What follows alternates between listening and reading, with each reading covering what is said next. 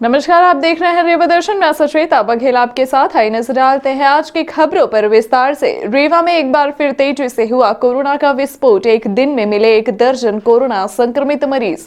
Corona संक्रमण के बढ़ते ग्राफ को देखते हुए माना जा रहा है कि अब स्थिति अत्यंत भयावह होने वाली है। गत दिवस की तुलना में एक साथ दोगुनी संख्या में मरीज पाए गए हैं। इसके बाद एक बार फिर से स्वास्थ्य विभाग व आम लोगों में हड़कंप की स्थिति निर्मित हो गई है। रविवार को आई स्वास्थ्य विभाग की रिपोर्ट के मुताबिक रीवा शहर में एक साथ फिर से दोगुनी संख्या में मरीज मिले हैं। शुक्रवार को जहां 8 मरीज पाए गए, वहीं शनिवार को 6 मरीज मिले, जिनमें 3 शहर तथा 3 मरीज ग्रामीण क्षेत्र के शामिल हैं। वहीं रविवार को जो आंकड़ा सामने आया उसमें 1516 लोगों के सैंपल लिए गए, जिसमें रीवा शहर में एक साथ 1 दर्जन मरीज पाए गए हैं। आपको बता दें कि RT-PCR के जरिए 1385 लोगों की जांच की गई, जिसमें 12 संक्रमित मरीज पाए गए हैं, जबकि 131 सैंपल एंटीजन किट के माध्यम से की गई। हालांकि एंटीजन जांच में सभी लोग नेगेटिव पाए गए हैं। जिले में अच्छी वर्षा, किसानों के खिले चेहरे। फसल के लिए अमृत समान है यह वर्षा, यह बात उप संचालक ने कही है। पिछले 24 घंटों में जिले की सभी तहसीलों में हल्की से मध्यम वर्षा का दौर जारी है। जिले में 8 जनवरी को रात से वर्षा का क्रम शुरू हो चुका है, जो रुक रुक कर जारी है।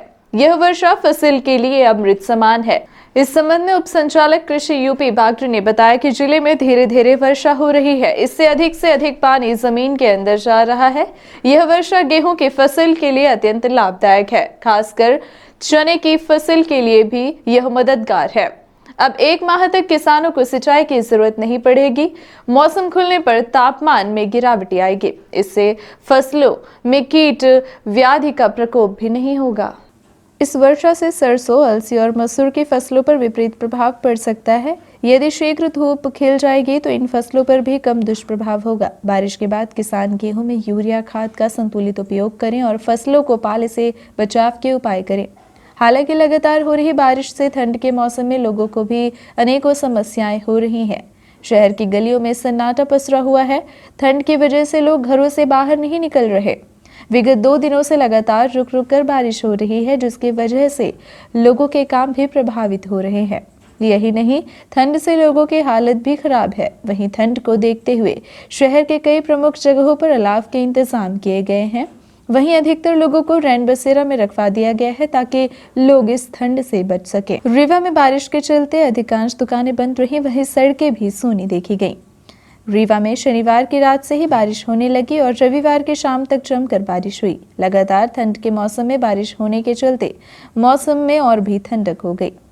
शहर की अधिकांश दुकानें बारिश के कारण बंद रही व सड़कों में भी लोगों की आवाजाही कम ही देखने को मिली। ठंड बढ़ने से दिन भर लोग अपने अपने घरों में ही रहे। सड़कों पर लोगों की दिन भर की चहल पहल कम ही देखने को मिली। वहीं बारिश में व्यापारियों का धंधा भी सामान्य रहा। जिले में विभिन्न तहसीलों में सुबह 8 बजे तक बारिश मिलीमीटर में कुछ इस प्रकार नोट की गई। हनुमना में 29.2, मऊगंज में 21.4, मनगवा में 14, नई गढ़ी में 12, शहर में 10, सिमरिया में 9, जवा में 8, हुजूर 7.2, सिरमौर 7, गुड़ 6, त्योथर 6, रायपुर करशियाल 5। संजय गांधी अस्पताल में तैनात सुरक्षाकर्मी अपनी समस्याओं को लेकर पहुंचे पूर्व मंत्री व रीवा विधायक राजेंद्र शुक्ल के निज निवास। संजय गांधी अस्पताल में तैनात सुरक्षाकर्मी अपने साथ हो रही समस्याओं को लेकर अपनी आवाज बुलंद करने बड़ी तादाद में एकत्रित होकर पूर्व मंत्री व रीवा विधायक राजेंद्र शुक्ल के आवास पहुंचे और उन्हें अपनी समस्याओं से अवगत कराया और ज्ञापन सौंपा। पूर्व मंत्री एवं रीवा विधायक राजेंद्र शुक्ल के आवास पर पहुंचे संजय गांधी अस्पताल के आधा सैकड़ा से अधिक सुरक्षा कर्मियों ने संयुक्त रूप से ज्ञापन सौंपा है और अपनी समस्याओं के संबंध में ज्ञापन के माध्यम से उन्हें अवगत कराया है। आपको बता दें कि संजय गांधी के मुख्य सुरक्षा अधिकारी श्यामलाल द्विवेदी पर समस्त सुरक्षा गार्डों ने आरोप लगाते हुए कहा है कि CSO श्यामलाल द्विवेदी द्वारा कई महीनों से सुरक्षा गार्डों के साथ गलत बर्ताव किया जा रहा है। CSO द्वारा गार्डों को बिना किसी गलती के ही उन पर झूठा आरोप लगाकर उनको ड्यूटी से बाहर कर दिया जाता है और पेमेंट्स में कटौती भी कर ली जाती है। साथ ही यह भी बताया गया कि एक दिन की छुट्टी लेने पर 2 दिन का पेमेंट काटा जाता है। वहीं महिला सुरक्षा कर्मियों ने भी अपना विरोध जताया और सीएसओ द्वारा मानसिक प्रताड़ना व व्यवहार करने सहित अभद्र भाषा का प्रयोग करने का आरोप लगाया है। संजय गांधी अस्पताल के समस्त महिला व पुरुष सुरक्षा गार्डों ने सीएसओ पर गंभीर आरोप लगाते हुए सीएसओ का संजय गांधी अस्पताल से अन्यत्र ट्रांसफर करने की भी पूर्व मंत्री से गुहार लगाई है। यहाँ विधायक जी से मिलने आए हैं। ये समस्या काफ़ी पुरानी है, 4-5 वर्ष से ये लोग लगातार समस्या को झेल रहे हैं। आए दिन वहाँ एक घटना हो जाती, किसी को बैठा दिया जाता है बिना किसी कारण के, किसी को भी बैठा सकते हैं 2 दिन 3 दिन 7 दिन 8 दिन का समय दे के, फिर उसको ड्यूटी में नहीं लेते। कभी उनका पैसा भी काट लिया जाता, अचानक भी पैसा काट लिया जाता, किसी कारण से उसे नहीं बताया जाता कि पैसा क्यों काट लिया गया। ये बोला दिया जाता कि आ जाएगा, वो पैसा कभी नहीं आता। 8,000 रुपये तनख्वाह देते हैं तो 8 घंटे ड्यूटी में इतना ज़्यादा ओवर इनके ऊपर लोड होता है कि इनके पैसे हर महीने कभी 5,000 कभी 7,000 कभी 6,000 ऐसे करके इनको दिया जाता है। पीएफ के नाम पे भी पैसा काटा जाता है, अन्य सुविधाएं के नाम से भी पैसा काटा जाता है। वहाँ पर एसओ श्री श्यामलाल पटेल जी को वहाँ का इंचार्ज बनाया गया सिक्योरिटी का, जो काफ़ी लोगों को प्रताड़ित किया जाता है, मानसिक पीड़ा दी जाती है, अपशब्द कहे जाते हैं। हर बार में ये कहा जाता है जिसको जो कहना हो उसको कह दो, हमें कोई फ़र्क नहीं पड़ता, जिससे को भी कहना चाहो कह दो, तो किसी को नहीं सुनता। यहाँ पर कितने लोग आप आए हुए हैं? अभी मेरे पास 40-50 लोग हैं। ये समस्या को मैं श्यामलाल जी से कई बार किया, वो इस समस्या को ना समाधान करना चाहते न कुछ सुनना चाहते। उनके अधिकारी जितेंद्र सिंह और संजय सिंह थानिया, उनसे मैंने कई बार बोला तो वो इस बात को मानने को तैयार नहीं है कि मेरे यहाँ जो एसओ है वो करेंगे वही होगा। समस्या ये थी कि इनकी समस्या चल रही है? ये करीब 4 वर्ष से हो चल रहा। इनका वेतन बहुत कम है, वहाँ से लिया जाता है 15 से 16 हज़ार रुपये संजय गांधी हॉस्पिटल से लिया जाता है और इनको दिया जाता है मात्र 8,000। ये पैसा बीच का पैसा कहाँ जाता, किसके पास जाता, कौन ले लेता, इसका कोई पता नहीं है। हमने कई बार वहाँ मिलने का प्रयास किया कि कितना पैसा लिया जाता है, इतना तनख्वाह बढ़ा जाता, कोई बताने को तैयार नहीं है। सूचना के अधिकार के तहत मैंने कागज़ लगाया है, जिसका स्लिप देने में अभी काफ़ी समय लग रहा है, कोई वहाँ पे देने को जल्दी तैयार नहीं है। 19 तारीख को उन्होंने डेट दिया है कि 19 तारीख को मैं इसकी सूचना की दी जाए। अगर वो प्राप्त हो जाती है, मैं कलेक्टर रीवा से भी ये बात करूंगा। आगे नहीं होगा तो मैं इसके न्यायालय में इसके लिए याचिका भी दायर करूंगा कि संजय गांधी और शासन का पैसा अगर 15,000 लिया जाता है तो गार्ड को भी 15,000 रुपये दिया जाए, या तो 12,000 14,000 जो उनका बन सके उस पैसा को दिलाया जाए। सबसे बड़ी बात है, वहाँ एसओ के द्वारा ये लोग प्रताड़ित हैं, इनको मानसिक पीड़ा है, ये लोग दुखी हैं, ये लोग नहीं चाहते हैं कि आदमी इनको ड्यूटी दे, और जिस तरह ड्यूटी दे रहा है उस तरह से ये लोग ड्यूटी करने में समर्थ हैं। हमारा प्रयास है उस आदमी को वहाँ से हटाकर अन्यत्र कहीं भेजा जाए या कोई अन्य जवाब दे दी जाए, उस जवाबदार जगह पे कोई दूसरा आदमी लाया जाए। समस्या यहाँ हम लोगों को बहुत है। हम लोग ड्यूटी करते हैं, ड्यूटी करते करते कभी कुछ थोड़ी बहुत इधर उधर हो जाती है तो हम लोगों को बहुत प्रताड़ित किया जाता है और ड्यूटी से बैठा दिया जाता है। कई गार्डों को बैठा दिया गया है। कल भी हमारे गार्डों को बैठाया गया था, जिसमें कि मतलब कल फिर डॉक्टर साहब और फ़ोन कर करके हमारे गार्डों का बहाल किए ड्यूटी। और आए दिन समस्या हमारे लेडीज़ जो गार्ड लगी हुई है तो लेडीज़ों के ऊपर भी यही समस्या खड़ी हो जाती है कि कहीं बैठा देते हैं, उनका पेमेंट काट लेते हैं और ये पेमेंट किसके ऊपर चली जाती है हम लोगों को मालूम नहीं होता। हम लोगों का पेमेंट 2018 से पहले 6,000 मिलता था, आज हम लोगों का पेमेंट 8,031 रुपये है और पीएफ भी हमारा लोगों का कटता है। इस तरह की हरकतें कौन करता है? श्यामलाल पटेल सीएसओ। उनके लगे बोलता हूँ तो बोलते हैं कि जाओ, चाहे राजन शुक्ल के यहाँ जाओ, चाहे मंत्री मिनिस्टर के लगे जाओ, हमारा कोई कुछ नहीं बिगाड़ेगा। इसलिए हम लोग बहुत आज दुखित होकर के इस अमहिया में राजन शुक्ला जी के यहाँ हम लोग आए हैं, ये समस्या का अवगत कराने के लिए कि हम लोग बहुत प्रताड़ित हैं। हमारी समस्या का समाधान यहाँ से हो सकता है कि कुछ मिले, ये समस्या यहाँ हम लोग भैया से बताएंगे। आपको अभी बराबर मिल रही है कि नहीं? पेमेंट 8,031 मिल रही है हर महीने पेमेंट की? हर महीने। पहले 7 तारीख को मिलती थी, अब 20 को, अभी आज तक तनख्वाह नहीं आई है। नहीं, पहले 7 तारीख को हर महीने आ जाती थी। आज हम लोगों की तनख्वाह आज 9 तारीख है, पेमेंट आज तक नहीं आई। कहीं 15 को आएगी, कहीं 20 को आएगी, समय से कभी पेमेंट नहीं आई। सीएसओ का बर्ताव कितने महीनों से इस तरह चल रहा है? ये तो बर्ताव शुरू से है, 2018 से चल रहा है। हम लोग बहुत प्रताड़ित थे। 4 साल झेल चुके हैं। अब हम लोग समस्या को लेकर के अपने यहाँ रीवा विधायक राजेंद्र शुक्ल के यहाँ आए हैं कि अब ये समस्या का समाधान निकालिए और यहाँ से इसको श्यामलाल पटेल को दूसरे जगह ट्रांसफ़र कर दिया जाए और दूसरा यहाँ CSO पदस्थ कर दिया जाए। जिला स्तरीय स्वास्थ्य अधिकारियों को सौंपे गए दायित्व। कोरोना के बढ़ते प्रकरणों को देखते हुए जिला स्तरीय स्वास्थ्य अधिकारियों को विभिन्न दायित्व सौंपे गए हैं। मुख्य चिकित्सा एवं स्वास्थ्य अधिकारी डॉक्टर BL मिश्रा ने जिला स्तर के 16 स्वास्थ्य अधिकारियों की ड्यूटी कोरोना नियंत्रण के लिए लगाई है। उन्होंने कहा है कि सभी अधिकारी सौंपे गए दायित्व पर कार्यवाही सुनिश्चित करें। सोमवार से लगाए जाएंगे प्रिकॉशन डोज। शासन द्वारा हेल्थ वर्कर, फ्रंटलाइन वर्कर तथा 60 वर्ष से अधिक आयु के गंभीर रोगों से ग्रस्त लोगों को कोरोना से बचाव के लिए प्रिकॉशन डोज देने का निर्णय लिया गया है। इन्हें 10 जनवरी से कोरोना वैक्सीन के टीके लगाए जाएंगे। इस संबंध में मुख्य चिकित्सा एवं स्वास्थ्य अधिकारी डॉक्टर BL मिश्रा ने बताया कि प्रिकॉशन डोज लेने के लिए वही व्यक्ति पात्र होगा जिन्होंने वैक्सीन की दूसरी डोज लगवाने के बाद 9 माह अथवा 39 सप्ताह की अवधि पूरी कर ली है। पात्र व्यक्तियों को कोविड पोर्टल द्वारा प्रिकॉशन डोज के लिए SMS के माध्यम से सूचना दी जाएगी। पंजीयन कराने के बाद ही प्रिकॉशन डोज लगाई जाएगी। भारत शासन ने चिन्हित किया है कि जो हमारे स्वास्थ्य विभाग में कर्मचारियों को पहले शुरुआत में ही टीका लगा था, 16 जनवरी से शुरुआत हुई थी। हेल्थ केयर वर्कर और फ्रंट लाइन वर्कर, पुलिस के स्टाफ, नगर पालिका के, नगर निगम के, रेवेन्यू के विभाग के, पंचायत के, ऐसे लोगों को भी इसका बूस्टर डोज तो नाम नहीं दिया है और इसका प्रिकॉशन डोज, सावधानी, प्रिकॉशन से सावधानी ही अर्थ लगाया जा सकता है।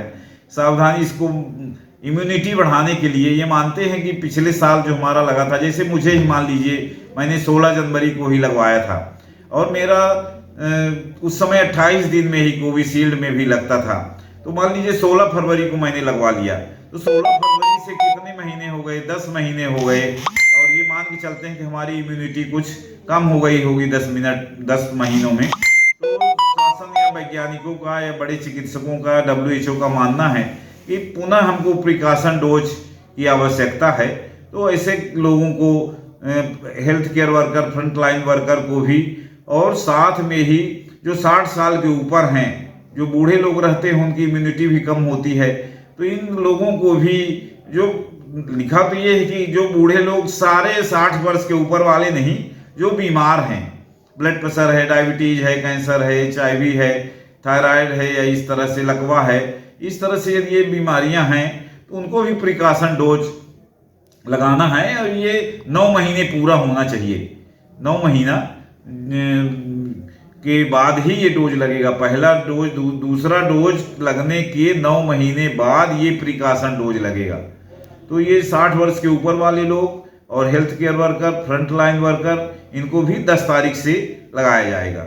इसके लिए भी हमारी पूर्ण रूपेण से हम लगातार टीका कर ही रहे हैं, उन्हीं को लगाना है, तो हमें कोई दिक्कत नहीं है। अभी ये सब जागरूक लोग हैं, ये खुद भी आके लाइन में लग के लगवाएंगे, मुझे ऐसा विश्वास है।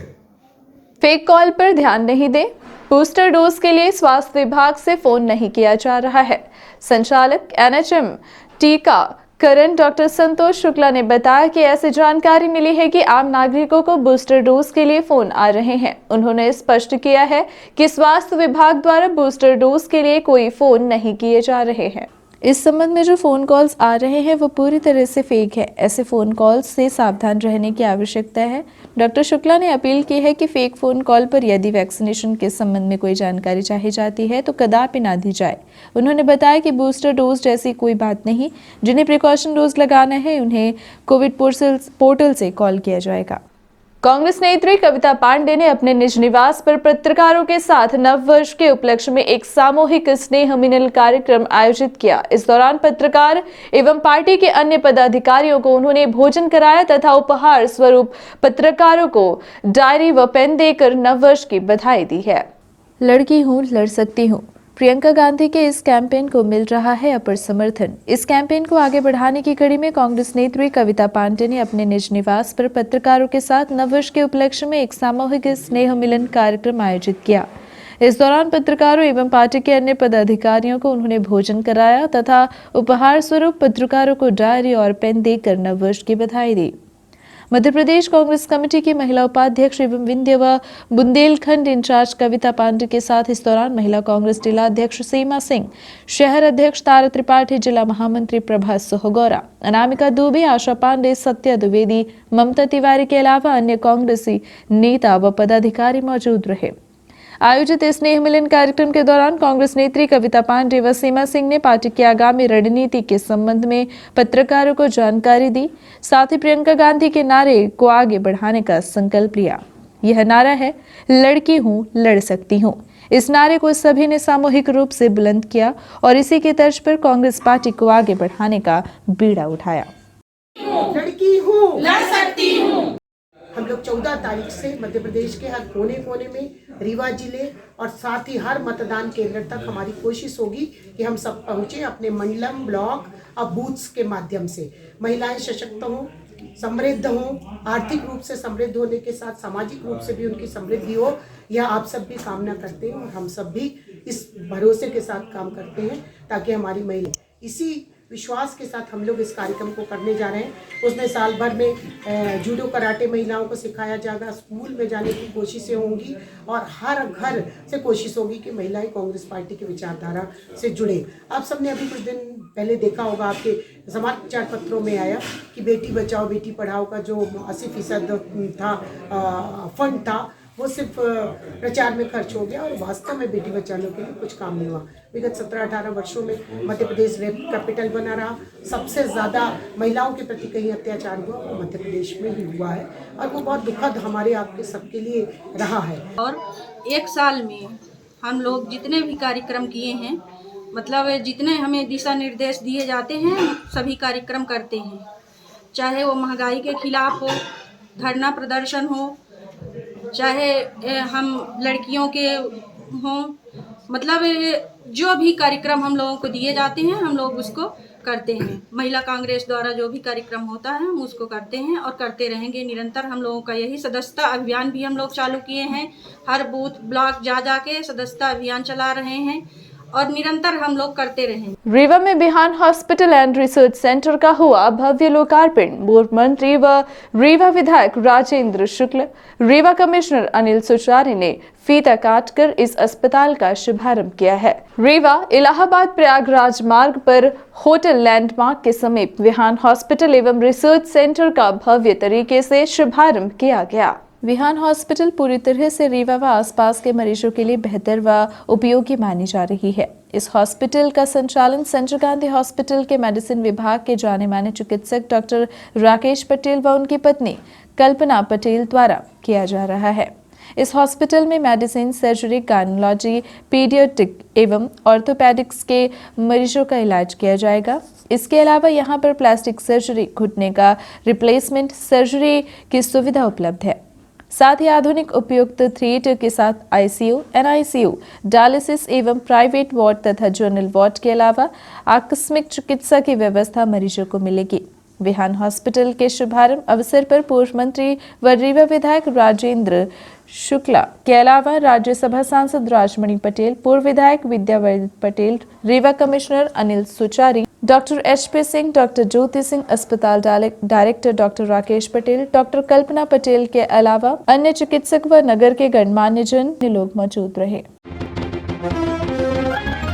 युवा उत्सव में पार्टिसिपेट करने वाली गुड़ महाविद्यालय की छात्रा रेशु ने प्राप्त किया प्रथम स्थान। रीवा विश्वविद्यालय में चल रहे अंतर जिला विश्वविद्यालय स्तरीय युवा उत्सव में शासकीय स्नातक महाविद्यालय गुड़ की छात्रा रेशु विश्वकर्मा ने मारी बाजी, जिसने गुड़ महाविद्यालय सहित पूरे जिले का नाम रोशन किया है। रेशु विश्वकर्मा द्वारा मिमिक्री विधा में सीधे शहडोल, सतना, उमरिया व अनूपपुर जिले के प्रतियोगियों को पराजित किया गया है और प्रथम स्थान हासिल किया गया है। गुड़ महाविद्यालय की छात्रा रेशु विश्वकर्मा के सफलता के पीछे युवा उत्सव प्रभारी डॉक्टर शैलवाला मिश्रा, महाविद्यालय प्राचार्य, समस्त शैक्षणिक स्टाफ एवं team manager doctor Rakesh Kumar Agarwal की भूमिका मानी जा रही है, जिनके कुशल नेतृत्व व मार्गदर्शन में महाविद्यालय के छात्रा रेशु विश्वकर्मा को इस गरिमामय युवा उत्सव में जिले में प्रथम स्थान प्राप्त करने में सफलता मिली है। ये थी आज की खबरें। आगे की खबरों के लिए बने रहे रीवा दर्शन के साथ। दीजिए हमें इजाजत। नमस्कार।